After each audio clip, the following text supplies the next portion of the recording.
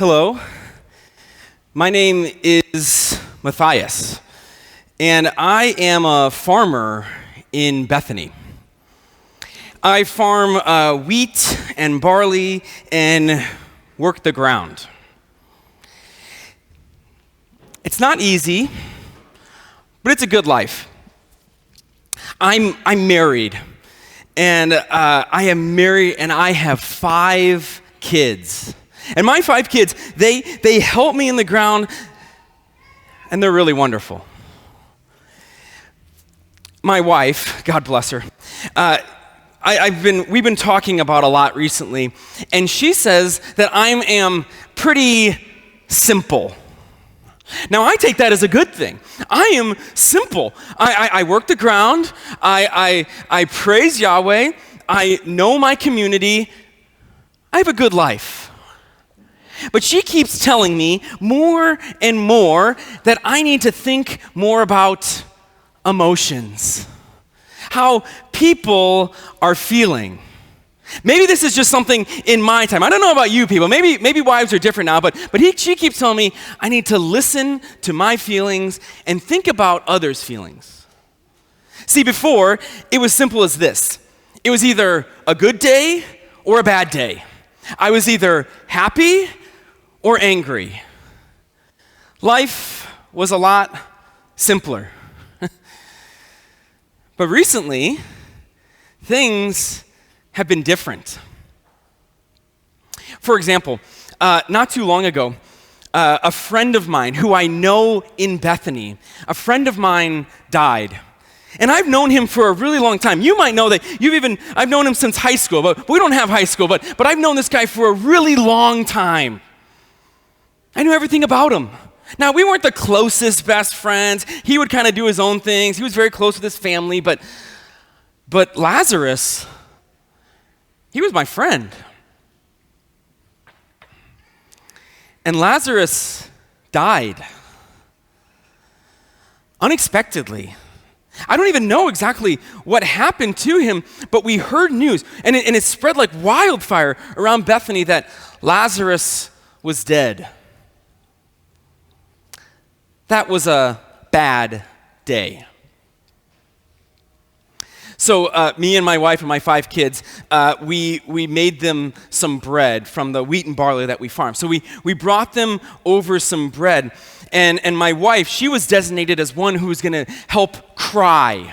See, we designate people to help cry, to just set the scene of how sad it was. And so she was one of the people, she was there and she was crying with a bunch of people, which I get, that's bad. Crying and bad, that all makes sense. And inside, Lazarus' sisters, Mary and Martha, well, they weren't sad. They were mad. They weren't mad at Lazarus. They were mad at this guy named Jesus. They talked a little bit about how he delayed in getting there and how he could have got there a lot sooner, but he stopped. And they were mad about it. And then this Jesus guy shows up. We're at that house, and people are crying, and they're sad, and he comes in, and I couldn't tell what his emotions were. Now, I know I'm new at this whole emotion thing and all that stuff, but I didn't get what was on his face. He wasn't mad. He wasn't sad. He just went. And it was interesting. He went inside and talked to one of Lazarus' sisters, and she let him have it. If you had been here, Jesus, he wouldn't have died. Now, I don't know this Jesus guy, but if this guy could have been there and he could have saved Lazarus, why wasn't he there? What was he doing? What could have been more important? Lazarus was my friend too. I was at the funeral when we put him in the tomb. And then you won't believe what happened next. He talked a little bit about resurrection and life. I don't know, I couldn't hear all that. But then we went to the tomb. And we didn't know, we thought we were just going to cry there. We thought it was going to be very simple. He's just going to start crying there. But this Jesus guy, he did something amazing. Like, I've never seen this before. Amazing. My simple life with very, very straight emotions. I'd never seen this. He said these words. He said, Lazarus, come out. And they moved this stone, and Lazarus, my friend, was alive. And he took off all of the wraps and the bandages, and he walked out. There was a smell. We were worried about the smell beforehand, and they were right. It stunk. But put that aside of how amazing it was. And these tears of sadness became tears of joy. And it was such this beautiful scene. And Jesus, I don't know if I told you this before, Jesus was crying before too. He wasn't mad. I guess he was sad, but he was crying, and he had tears of joy.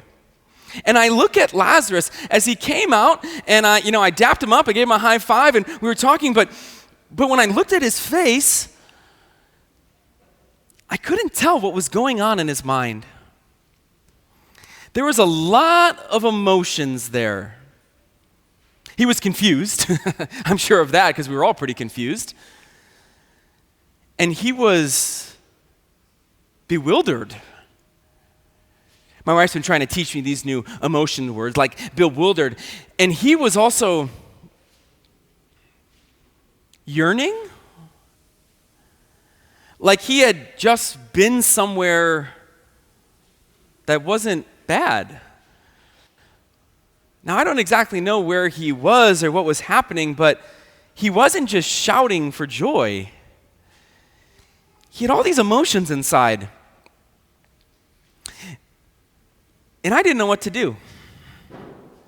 So we went home, and there was this great crowd who had saw this, and we were on fire for Jesus. My goodness, that was amazing. And we were telling people about him. And that night, my wife, she made some more bread, and so I brought it over at another time. And when I walked past the house, a different house, Simon the leper, Simon the healed, and Mary and Martha and Lazarus was there too. So I was trying to find Lazarus, but we walked past this house, and I kid you not, I walk up to this house, and the smell, I've never smelled anything like this. This perfume in this house, this ointment, this nard, it was unbelievable to smell this, and it was so strong.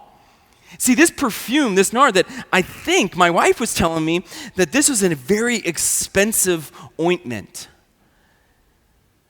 One of Lazarus's siblings had broken an entire jar, apparently, and had taken it and had anointed or put it on Jesus' head, and she put it on his feet too.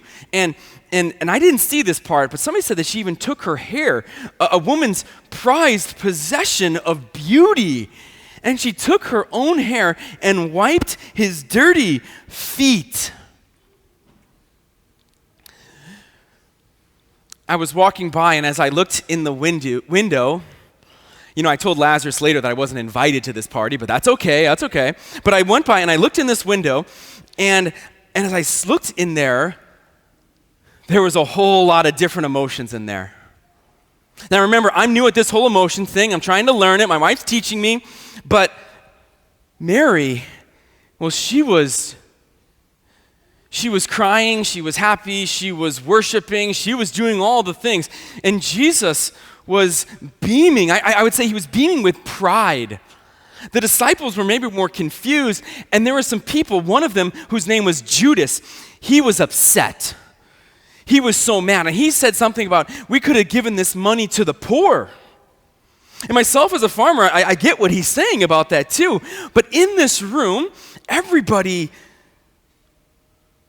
had a different reaction. The emotions were high. I didn't know what to think.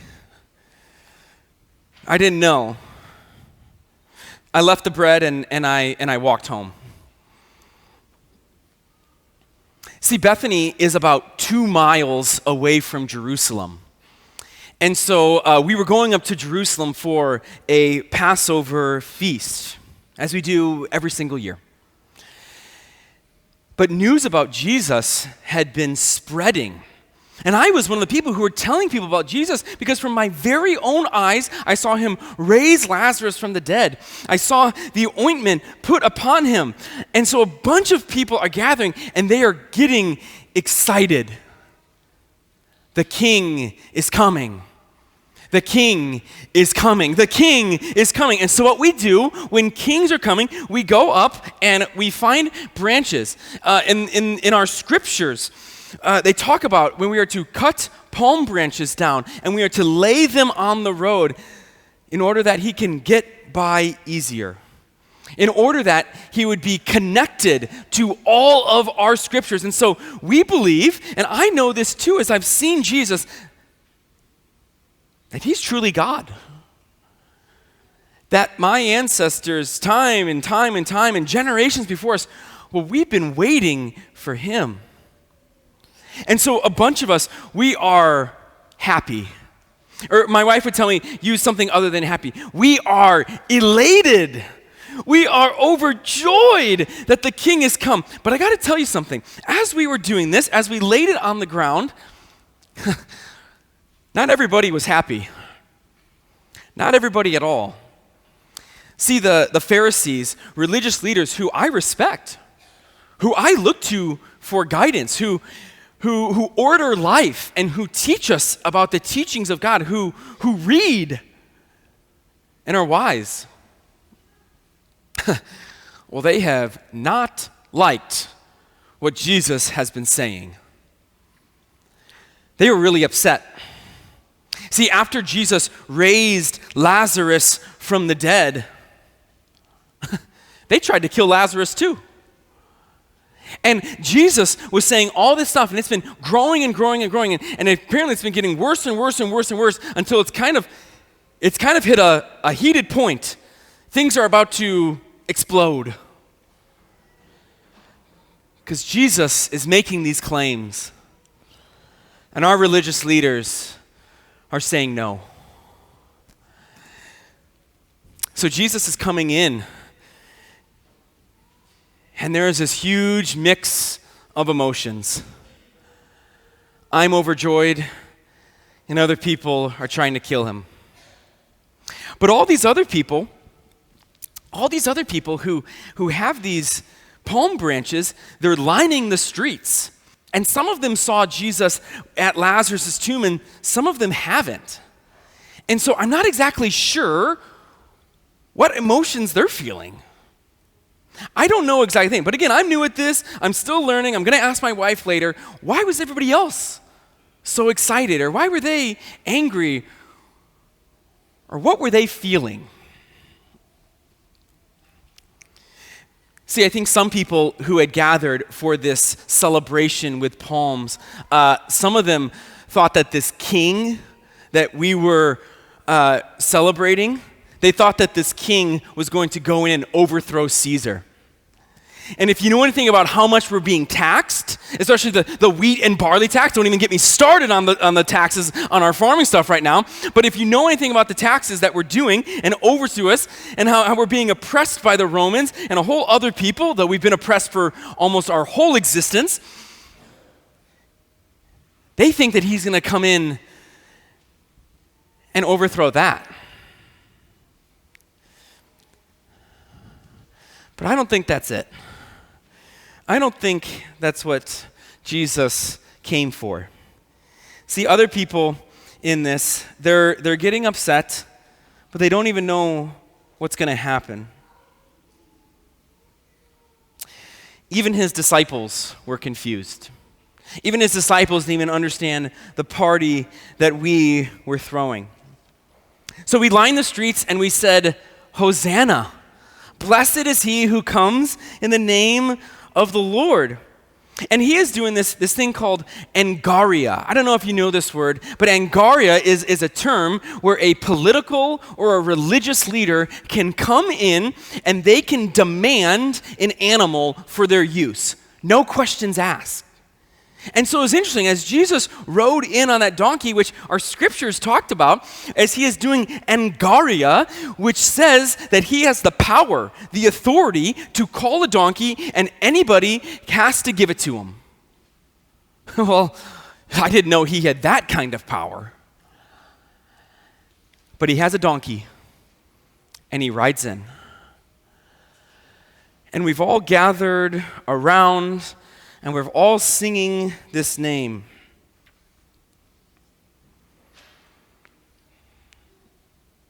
I didn't even know exactly what I was feeling. I've learned as a husband I should not guess what my wife is feeling at any point. My kids were running around and they loved waving these palm branches. They were just happy. People were lining the streets for a whole host of reasons, some good, some bad, some just misguided. But I don't know what they were feeling either.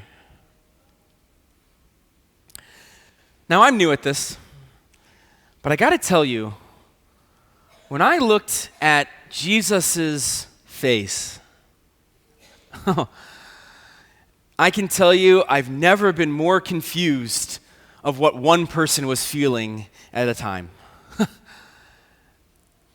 On the one hand, I looked at Jesus' face and the emotions on his face.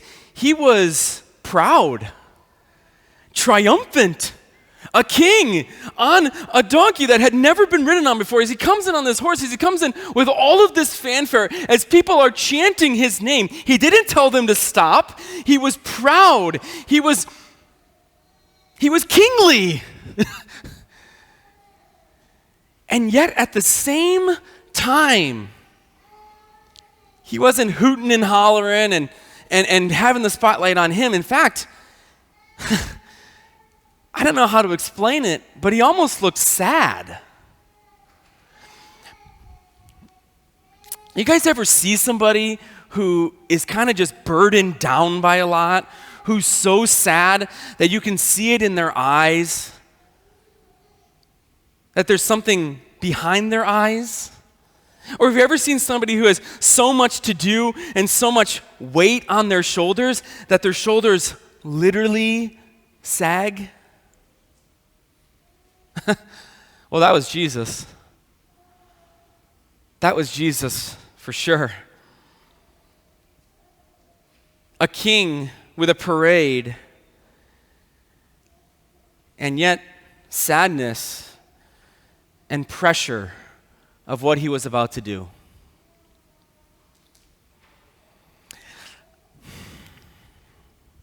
I didn't hear too much of what he had been teaching, but I know throughout that day, and even as the nights have come through this week, Jesus has talked a lot about his death. And when he talks about it, he doesn't talk about it in some far off, distant thing. When he gets old and sick, he seems like there's an immediacy of what he's talking about. And I don't know the details, and I don't know if Jesus knows the details, and I don't think the disciples know the details, but when he talks about it, it seems like it's going to be soon. Which I can understand, because there's a lot of people who are really upset at him.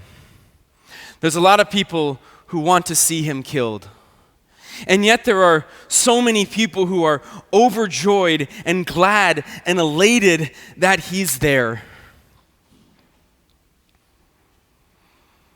And so I have to go. I have to go, and I have to go prepare a Passover feast for my wife, my 5 kids, and the family that we're meeting here. Because we're going to celebrate the Passover lamb. When God gifted us salvation and redemption, where he sent a lamb that would take the sins of all people. The most redemptive story of our people. And as Jesus comes in this week, with all these mixed emotions, with everything happening around it, I can't help but think this is going to be a different Passover meal. A Passover meal that we're all going to talk about for a really, really, really long time.